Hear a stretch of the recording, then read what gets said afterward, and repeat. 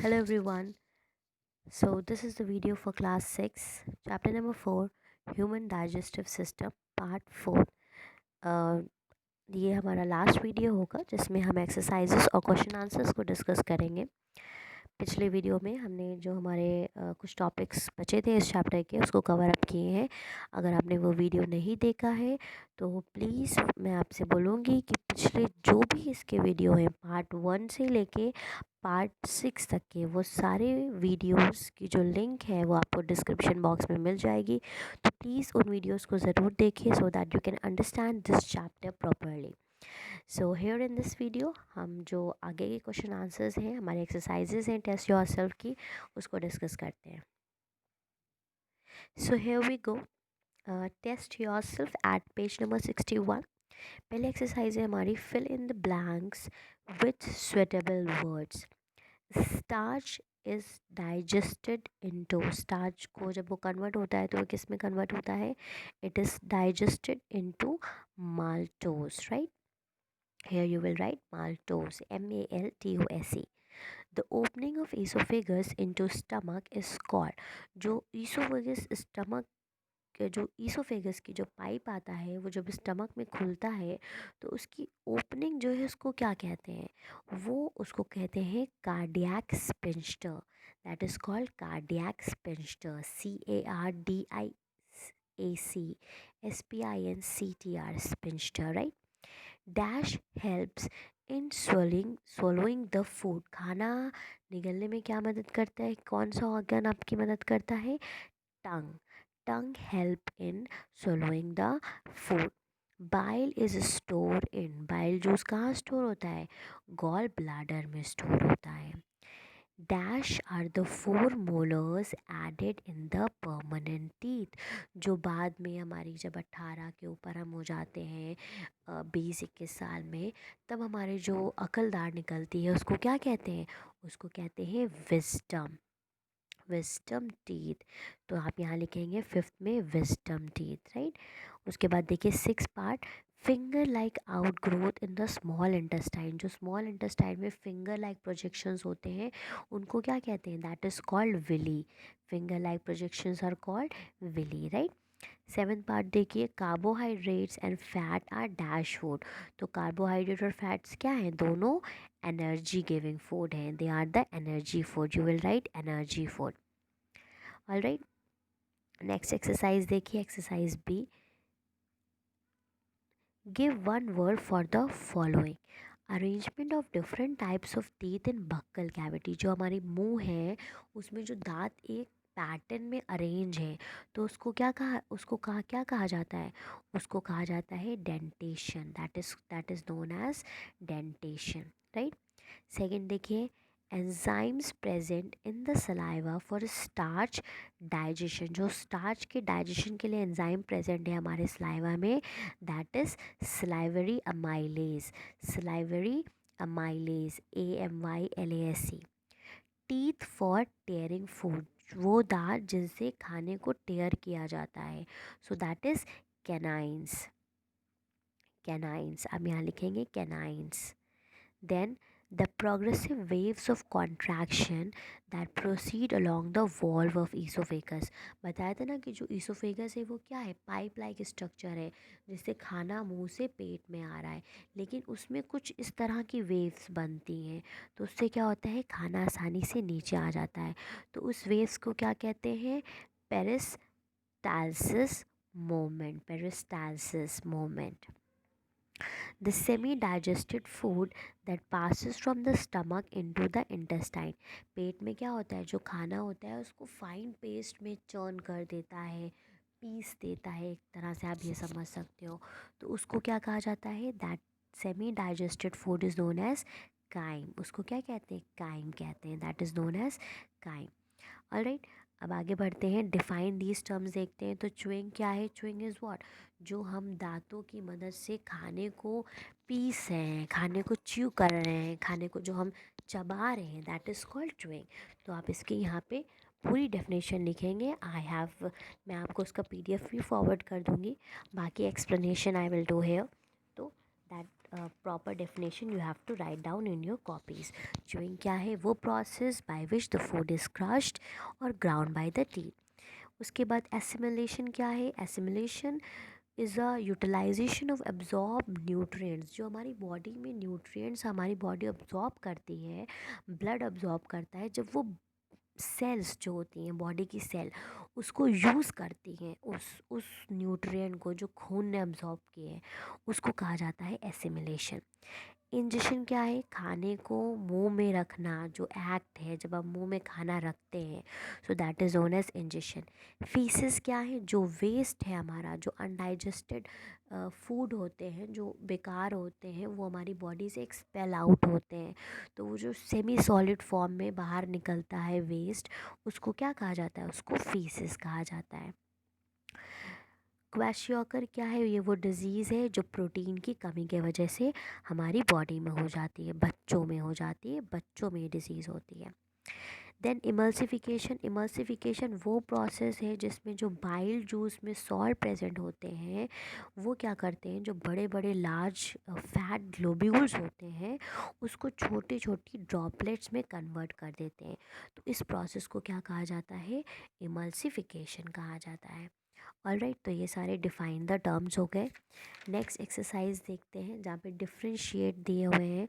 तो सबसे पहला इजेशन और एजेशन। तो इजेशन क्या है? वो प्रोसेस है जिसमें हम खाने को मुंह में रख रहे हैं, खाना हमारे मुंह में जा रहा है। और इजेशन क्या है? जब खाना डाइजेस्ट होने के बाद हमारी बॉडी के बाहर आ रहा है, किसके थ्रू? एनस के थ्रू। जो वेस्ट है वो हमारी बॉडी के बाहर आ रहा है, तो उसको इजेशन कहते हैं। और खाना जो हम खा रहे हैं, प्रोसेस जो इनटेक ऑफ फूड है, उसको इंजेशन कहते हैं, राइट। उसके बाद सेकंड देखिए, healthy food and junk food. तो अभी हम लोगों ने इतना डिटेल में बात किया, हेल्दी फूड क्या है? वेजिटेबल्स हैं, फ्रूट्स हैं। जंक फूड्स क्या है? पिज़्ज़ा, बर्गर, ये सारी चीज़ें जो हमारी सेहत को नुकसान पहुंचाते हैं। तो आई होप इसमें तो मुझे आपको कुछ एक्सप्लेन करने की ज़रूरत नहीं है। फिर पेप्सिन एंड ट्रिप्सिन। पेप्सिन क्या है? ये एंजाइम्स हैं जो प्रोटीन को ब्रेक करते हैं पेप्टोन्स में, और ये कहाँ पाए जाते हैं? स्टमक में पाए जाते हैं। ट्रिप्सिन जो है वो स्मॉल इंटेस्टाइन में मिलता है, और ये क्या करता है? पेप्टोन्स जो पेप्सिन ने कन्वर्ट किए थे उसको और आगे कन्वर्ट करता है पॉलीपेप्टाइड्स में। तो ये जो डाइजेशन का प्रोसेस है उसमें इन्वॉल्व होते हैं दोनों लोग। बाइल एंड पेनक्रियाटिक जूस की अगर बात करें, तो बाइल जूस कौन सिक्रीट करता है? बाइल जूस लिवर सिक्रीट करता है। पेनक्रियाटिक जूस पैनक्रियास से सिक्रीट होते हैं। सॉरी। बाइल जूस में किसी भी तरह के एंजाइम्स नहीं प्रेजेंट होते हैं, और पेनक्रियाटिक जूस में 3 एंजाइम प्रेजेंट होते हैं, अमाइलेज, ट्रिप्सिन एंड लाइपेज, जिनके अलग अलग फंक्शंस होते हैं। आगे देखते हैं। आंसर दिस क्वेश्चंस में आपको सबसे पहले न्यूट्रिशन क्या है इसको डिफ़ाइन करना है, तो प्रॉपर इसकी डेफिनेशन लिखेंगे, और जो स्टेप्स हैं, स्टेप क्या है? इंजेशन, डाइजेशन, अब्जॉर्प्शन, एसिमिलेशन और इजेशन, उसको पूरा एक्सप्लेन करेंगे। उसके बाद देखिए, एलिमेंट्री कनाल क्या है? तो इसकी प्रॉपर डेफिनेशन की जो 9 मीटर लंबा ट्यूब है वो क्या है? एलिमेंट्री कनाल है। उसके जो जो पार्ट्स हैं, बक्कल कैविटी से लेके एनस तक के, वो सारे पार्ट्स भी आपको इस आंसर में लिखना है। Question number 3, how many types of teeths are there? तो आपको पता है 4 तरह के टीथ्स होते हैं, इंसिजर्स, कनाइन्स, प्रीमोलर्स एंड मोलर्स। इसमें आप उन सारे टीथ के बारे में लिखेंगे, उनके फंक्शंस क्या हैं, वो किन चीज़ों में मदद करते हैं, और उसका एक डायग्राम भी आप साफ साफ अच्छा सा बनाएंगे। Then question number 4, what are enzymes? Enzymes क्या होते हैं? पेनक्रियाटिक जूस में कौन से एंजाइम प्रेजेंट होते हैं और इनका रोल क्या है? तो एंजाइम्स क्या है? बायो कैटलिस्ट है, मतलब जो प्रोसेस हो रहा है डाइजेशन का उसको स्पीड अप करते हैं, उसको और जल्दी करवाते हैं। और जो पेनक्रियाज में एंजाइम प्रेजेंट है वो ट्रिप्सिन, अमाइलेज और लाइपेज है। उसका रोल भी आपकी बुक में पूरा दिया हुआ है कि वो पहले जो ट्रिप्सिन है वो क्या करता है? प्रोटीन को पॉलीपेप्टाइड्स में कन्वर्ट करता है। अमाइलेज क्या करता है? स्टार्च को माल्टोस में कन्वर्ट करता है। और पेनक्रियाटिक लाइपेज जो है वो क्या करता है? जो फैट है उसको फैटी एसिड और ग्लाइसरोल में कन्वर्ट करते हैं। तो ये पूरा डिटेल में आंसर जाएगा, उसको पूरा डिटेल में लिखा जाएगा। फिर क्वेश्चन नंबर 5 देखिए, लैक्टियल्स क्या है और उसके फंक्शन क्या है। तो लैक्टियल्स क्या है, जो फिंगर लाइक विली है उसके अंदर कुछ वेन्स जैसी प्रेजेंट होती हैं जो कि लिम्फ वेन्स होती हैं, लिम्फ वेसल्स होती हैं। तो वो क्या करती हैं कि ग्लिसरॉल और फैटी एसिड को अब्जॉर्ब करती हैं। जो कन्वर्ट हुआ था ना, अमाइलेज लाइपेज ने कन्वर्ट किया था ग्लाइसरॉल और फैटी एसिड, उसको वो अब्जॉर्ब कर लेती हैं। तो उसका फंक्शन यही है। उसके बाद विलाई क्या है, विलाई स्मॉल इंटेस्टाइन का सरफेस एरिया बढ़ा रही हैं ताकि जो अब्जॉर्प्शन है ग्लूकोज और जो डिफरेंट वाइट मिनरल्स और वाइटामिन्स हैं वो प्रॉपरली अब्जॉर्ब हो सकें। उसके बाद आपको टंग का डायग्राम बनाना है और टंग के फंक्शंस क्या हैं। तो कई सारे फंक्शन है, टेस्ट करना, मिक्स करना, स्पीकिंग में मदद करना, च्यूइंग में मदद करना। तो ये सारे फंक्शंस लिखना है और एक प्रॉपर सा अच्छा सा जो डायग्राम है that also you have to make. ना एफ पार्ट देखते हैं, match the column. So here you are going to match it. Protein को मिला दिए अमीनो एसिड में क्योंकि ये अमीनो एसिड में कन्वर्ट हो जाते हैं।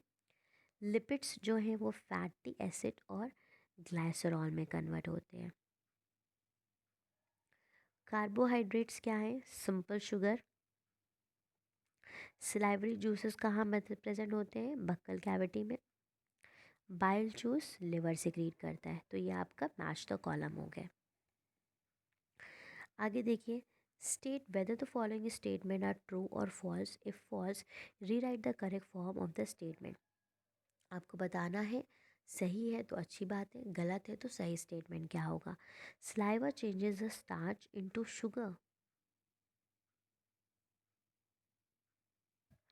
So here you will right in place of sugar, आप यहाँ लिखेंगे माल्टोस, फॉल्स कर देंगे इसको, और शुगर की जगह आप लिखेंगे maltose.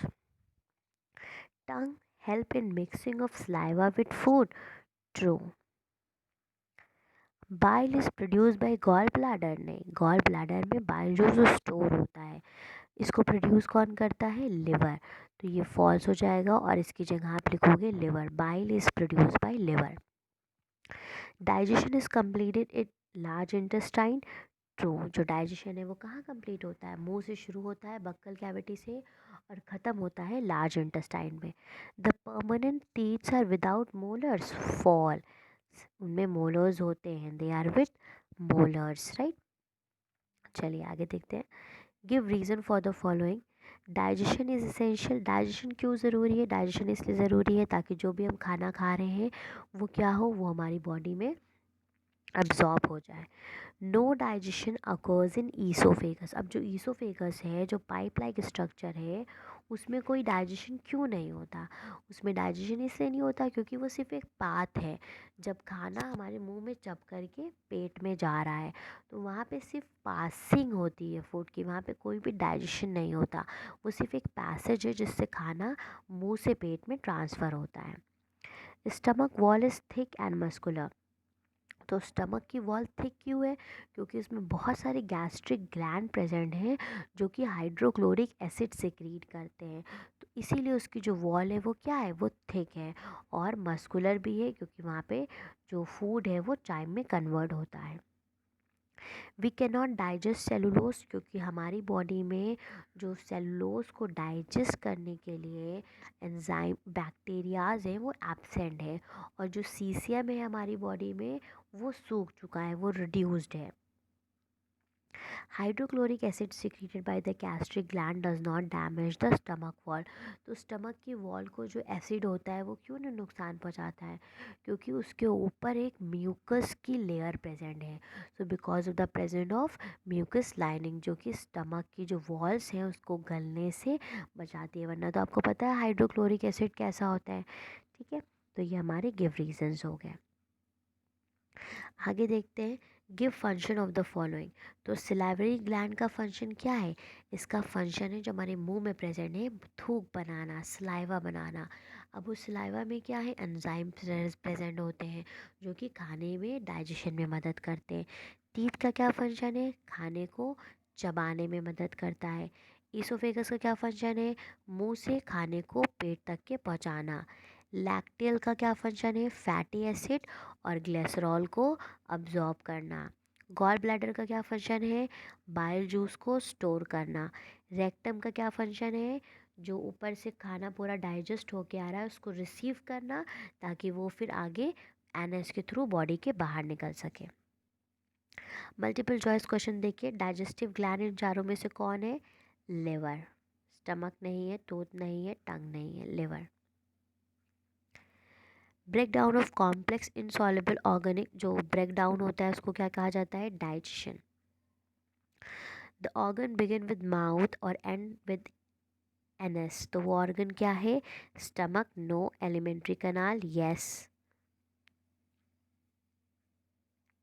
Food pipe no, oesophagus और फूड पाइप एक ही होते हैं।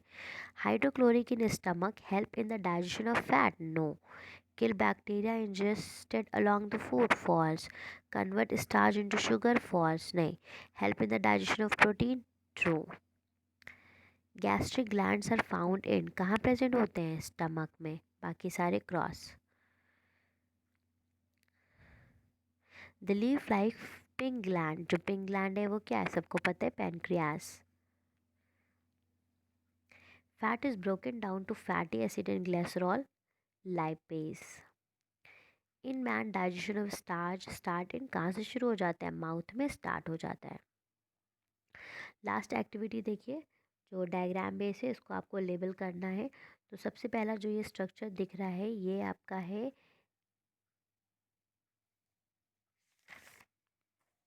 पैराटिड ग्लैंड है। एक सेकेंड, पैराटिड ग्लैंड, ठीक है। और जो सेकेंड है इसमें आप बक्कल कैविटी लिख सकते हैं। ये जो ये पार्ट है this is buccal cavity, right. Then बाकी सारे क्लियर हैं। दिस इज ईसोफेगस, ये आपका ईसोफेगस है, फूड पाइप भी जिसको कहा जाता है। और ये क्या है? ये आपका लिवर है, फोर्थ वाला। फिफ्थ है स्टमक, स्टमक। सिक्स्थ जो ये अंदर का स्ट्रक्चर दिख रहा है पैनक्रियाज है ये। देन सेवेंथ देखिए इंटेस्टाइन है, सेवन, लार्ज इंटेस्टाइन, ध्यान रखिएगा। लार्ज इंटेस्टाइन भी बाकी में डिवाइडेड है काफ़ी में, 3 पार्ट्स में। और ये जो 8 पार्ट है दैट इज़ स्मॉल इंटेस्टाइन,